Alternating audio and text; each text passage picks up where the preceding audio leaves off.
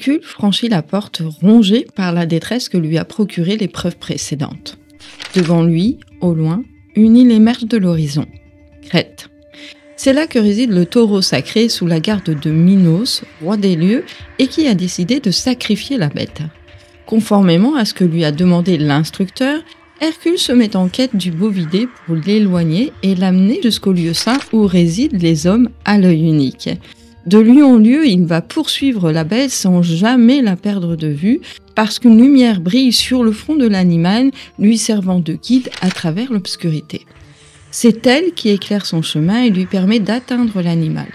Quand enfin il le trouve, il ne cherche pas à le combattre ni à l'effrayer. Le taureau ne résiste pas. D'un geste sûr, Hercule monte sur son dos et le guide. Ils avancent ensemble, quittant les terres où l'animal errait. Dans le ciel, les 7 sœurs veillent en silence. Leur présence semble les accompagner sur le chemin invisible mais bien réel. Leur chant ne se perçoit pas encore distinctement, mais il accompagne chacun de leurs pas. Ainsi, ensemble, ils progressent à travers l'île jusqu'à l'endroit où les attendent les 3 cyclopes, Brontès, Stéropès et Argiès. Lorsqu'ils arrivent à leur hauteur, chevauchant le taureau, Hercule est soudainement stoppé par l'un des géants. Il n'a pas besoin de parler car les cyclopes ont vu tout ce qu'il avait accompli. C'est ainsi qu'il lui assure que sa tâche est maintenant terminée et que le taureau est désormais en sécurité sous leur protection. Hercule leur remet l'animal et s'en va, persuadé que sa mission est achevée et que tout s'est bien déroulé. Mais sur le chemin du retour, il aperçoit l'instructeur qui l'attend sur la rive. Son regard est fixé à travers les eaux, là où résonne le chant des 7 sœurs qui s'élève depuis le temple du Seigneur. C'est ainsi que l'instructeur comprend qu'Hercule n'a pas lui-même conduit le taureau à destination. Il n'a pas fait le travail jusqu'au bout, et même si tout s'est bien passé, il manque une compréhension importante. L'instructeur lui fait alors prendre conscience qu'il ne suffit pas d'exécuter une tâche. Encore faut-il en saisir la portée, et de cette épreuve, il doit retenir la leçon des proportions. La force est bien sûr nécessaire pour les épreuves ardues, mais que certaines tâches, tout aussi essentielles, se réalisent sans qu'on ait besoin d'y déployer toute sa puissance. Hercule pensait avoir réussi, mais là encore, il lui manquait une chose importante. Comprendre qu'agir ne suffit pas, il faut aussi savoir accompagner et guider jusqu'au bout. Hercule pensait simplement devoir capturer un taureau, mais ce deuxième travail va beaucoup plus loin, parce qu'il ne s'agit pas juste de force, ni même de courage, il s'agit de comprendre comment fonctionne l'énergie du désir, comment elle nous traverse, nous emporte, et surtout, comment nous pouvons la canaliser. D'abord, il y a la pensée. C'est elle qui impulse l'action, qui déclenche le mouvement, mais après la pensée, il y a le désir, cette énergie brute qui nous pousse à avancer et qui nous attire vers un but. Et c'est là que tout se joue. Parce que ce désir, s'il est laissé à lui-même, peut devenir chaotique. Il peut nous dominer, nous aveugler. Donc le taureau, dans ce mythe, c'est cette énergie. Et ce que Hercule doit apprendre ici, ce n'est pas à le combattre, ni même à l'anéantir. Non, il doit l'orienter et lui donner aussi une direction, comprendre la loi qui le gouverne. Et cette loi, c'est la loi de l'attraction. C'est elle qui va maintenir l'équilibre entre l'esprit et la matière, entre l'énergie brute et la forme qui la contient. Donc c'est elle qui nous permet de ne pas être submergés par nos impulsions, mais de les transformer en quelque chose de beaucoup plus construit, de durable. Donc, Alice Bailey résume ce principe en 4 mots. Dieu, principe charnel, loi et péché. Dieu, c'est l'esprit, la conscience, ce qui nous guide. La sexualité, c'est l'énergie de vie, le moteur de l'existence. La loi, c'est l'ordre qui structure et maintient l'équilibre. Quant au péché, il marque, lui, la rupture, l'oubli de ces principes lorsqu'ils sont poussés à l'excès ou détournés de leur juste place. Donc ce qu'Hercule découvre ici, c'est que la force brute ne suffit pas pour maîtriser l'énergie du taureau. Il ne faut pas l'écraser justement, ni la contraindre, mais plutôt apprendre à la canaliser, à la guider et à lui donner un sens pour soi.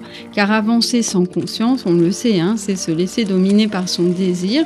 Et pour que la force du taureau soit juste, il faut apprendre à l'équilibrer avec bon sens pour qu'on puisse la conduire à son plus haut niveau vibratoire.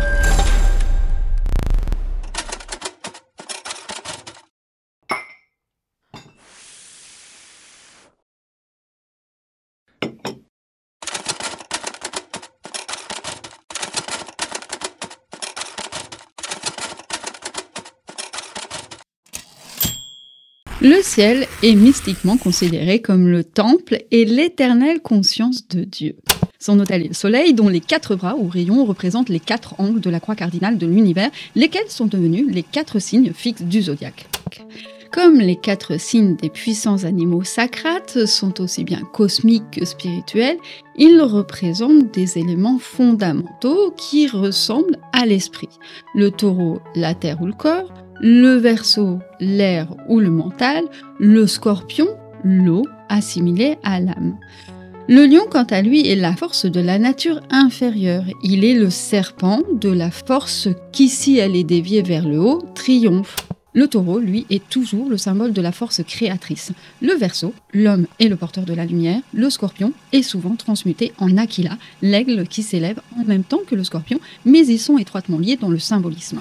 Le Scorpion est le monstre des ténèbres, qui pique à mort et qui pourtant protège et reproduit, symbolisant non seulement la génération, mais aussi la régénération.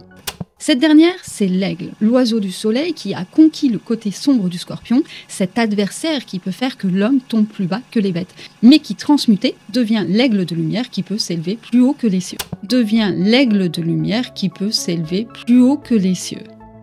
Alors c'est vrai qu'Alice nous partage cette citation pour mettre en avant 4 signes fixes. Le taureau lié à la force créatrice et à la matière, le Verseau, symbole du porteur de lumière, le Scorpion qui porte en lui la dualité entre destruction et transformation, et le lion associé à la force instinctive et à la maîtrise de la nature inférieure. Donc le Scorpion occupe une place essentielle dans cette dynamique. Il est décrit comme un petit peu le monstre des ténèbres, celui qui peut faire chuter l'homme plus bas que les bêtes, mais qui, une fois transmuté, comme elle le dit, devient l'aigle, celui qui s'élève au-dessus des dieux. On a vu dans le mythe qu'Hercule était guidé par la lumière sur le front du taureau. Donc cette image n'est pas vraiment anodine puisque dans le ciel, l'œil du taureau existe réellement. Il s'agit d'Aldébaran, qui est l'étoile fixe la plus brillante de cette constellation. C'est peut-être pour ça d'ailleurs que cette constellation est traditionnellement associée à l'illumination. Il faut savoir que dans l'Égypte ancienne, le taureau était associé à la voix divine et qu'il était paraphrasé dans la terminologie chrétienne par le verbe fait chair. Mais ce qui le rend vraiment porteur d'illumination, c'est surtout parce qu'on considère que la Lune est exaltée dans ce signe et que Vénus est son régent ésotérique. Donc dans les croyances anciennes, la Lune était vue comme celle qui donne forme à la matière, en structurant et en modelant le monde visible. C'est une force qui façonne et qui construit. Dans la tradition religieuse, elle garde cette forte symbolique, notamment à travers les cycles de la manifestation des choses. Et Vénus, quant à elle, elle va incarner l'amour, la beauté et l'harmonie. Donc elle ne se contente pas de donner naissance à la matière, elle lui insuffle une vraie vibration, une unité, un sens beaucoup plus profond, beaucoup plus terrestre. Et c'est pour ça que le taureau devient l'un des signes les plus liés à la glorification de la matière, parce qu'il célèbre vraiment la richesse du monde physique, sa densité, sa plénitude. Mais ce même attachement à la forme, finalement, c'est aussi le plus grand défi que doit relever le taureau. Tant qu'il reste ancré dans cette matière, il ne va pas pouvoir s'élever. Alors c'est vraiment en dépassant cette fixation sur le tangible qu'il devient un canal d'illumination. Et c'est d'ailleurs pour ça que le chemin du taureau ne s'arrête pas à sa propre constellation. Parce que pour dépasser l'attachement à la forme et à la matière, il va devoir suivre la voie des Pléiades. Alors pourquoi? Parce que les Pléiades représentent l'objectif à atteindre pour le taureau. Elles lui indiquent que son chemin ne s'arrête pas à la simple possession ou à la construction matérielle, mais bien à apprendre à utiliser ce qu'il a accumulé pour aller au-delà, pour transcender la simple forme et donner un véritable sens à ce qu'il façonne. Ce n'est pas l'attachement finalement à la matière qui le fait évoluer, mais bien sa capacité à s'en servir comme un tremplin vers quelque chose de plus important. En tous les cas, qui va donner un sens à ce qu'il aura construit. Mais le taureau est aussi lié au plaisir charnel, ce qui en fait le signe de la génération. Alors pourquoi? Parce qu'il est un signe d'attraction et de réunion continue. Alors là encore, je vais revenir sur les Pléiades, parce que ces étoiles qui symbolisent l'âme autour de laquelle tourne la roue de la vie, elles évoquent la répétition éternelle des cycles de l'expérience. Donc parmi elles, il y a les Pléiades perdues, celles qu'on ne distingue pas à l'œil nu. Elles symbolisent l'obscurcissement de l'esprit, l'aspiration de la lumière vers l'illusion. L'esprit se perd dans cette attraction de la forme et dans les mirages qu'elle génère. En d'autres termes, ce que nous dit Alice Bailey, c'est qu'à travers l'assouvissement du désir et l'attachement au plaisir charnel réside la perte de soi-même, tout simplement. Alors, pour atteindre le paroxysme d'un signe, Alice Bailey s'appuie sur ces fameuses constellations pour en révéler la direction initiatique. Alors, qu'est-ce que ça veut dire? C'est qu'elles sont des repères symboliques qui illustrent les grandes étapes de l'évolution de la conscience. Et dans le cas du taureau, il y a 3 constellations qui lui sont apparentées, c'est Orion, Éridan et Auriga. Alors on commence par Orion, qu'on appelait autrefois les 3 rois. Il va représenter les 3 grandes forces de l'univers, c'est-à-dire la volonté, l'amour et l'intelligence. Éridan, qu'on appelle aussi la rivière du juge, est le flot de l'existence, la rivière de la vie. Elle représente le passage de l'âme à travers l'incarnation, donc le processus même de la prise de forme. Et enfin, on a Auriga, parfois surnommée le cocher.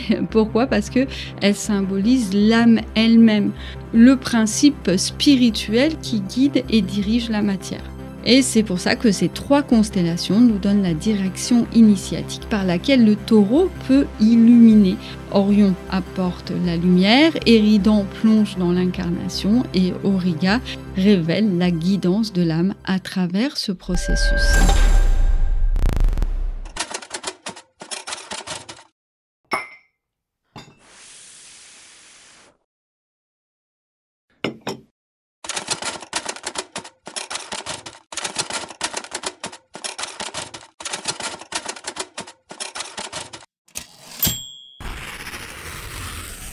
Alice Bailey explique ainsi que cette grande leçon du taureau est d'apprendre à comprendre la loi d'attraction.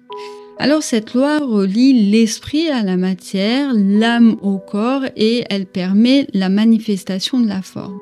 Mais elle peut aussi enfermer l'homme dans l'illusion, car ce qui attire vers la matière peut tout aussi bien créer un attachement excessif, et ce qui fait qu'on se crée son propre piège dont il devient vraiment difficile de s'extraire. Et on va voir pourquoi.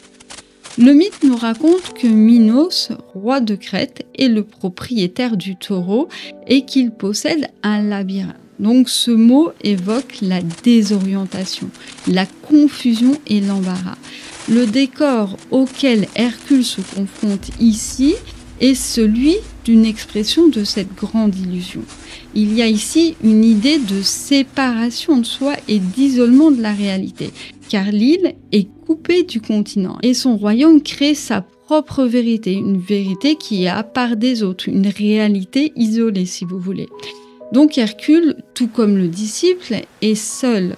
Il est coupé de son groupe et plongé au cœur de cette illusion, jusqu'au moment où il monte sur le taureau. Pourquoi c'est si important? Parce qu'Hercule ne chasse pas l'animal, non, il le maîtrise. Et ça, c'est une grande différence. C'est là que réside la véritable différence entre l'homme et l'animal, dans la capacité à transcender ses instincts. Dans les anciens mythes, monter un animal signifiait toujours la domination d'une force intérieure. Dans cette épreuve, justement, Hercule ne cherche pas du tout à anéantir le taureau. Non, il l'apprivoise et va le guider. Il l'accompagne vers le lieu saint, autrement dit, il s'élève vers la spiritualité. Alice extrait 3 forces importantes à acquérir pour arriver à cette élévation. Déjà, monter et maîtriser le taureau. Qu'est-ce que ça veut dire finalement? C'est surmonter l'illusion de la matière et du désir pour ramener le groupe en dehors du mirage de l'île. Ensuite, il faut user de bon sens, ce qui signifie littéralement qu'il faut allier les 5 sens et intégrer la perception intelligente, celle qui guide et maîtrise le désir et la forme à une juste propension.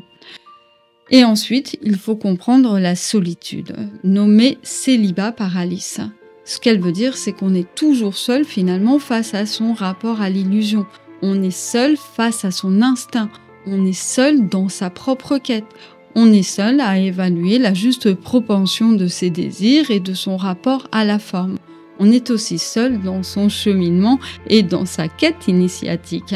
Au final, le disciple qui cherche à évoluer ne doit pas rester le taureau dominé par la forme et le désir, mais bien se diriger vers les cyclopes, Brontès, Stéropès et Argès, qui ne sont pas de simples gardiens du taureau. Ils représentent les forces concrètes qui transforment le désir brut en cette puissance créatrice. Pourquoi? Parce que Brontès, lui, il explique la parole divine et le verbe créateur. Stéropès, lui, il incarne l'illumination et la lumière intérieure. Argès, lui, il va symboliser l'action et la puissance manifestée. Quand le taureau est remis au cyclope, il devient autre chose. Il n'est plus une force brute, un instinct débridé. Non, il devient une force illuminée, une énergie dirigée vers la création et l'élévation. Et c'est là que réside le véritable enseignement de cette épreuve.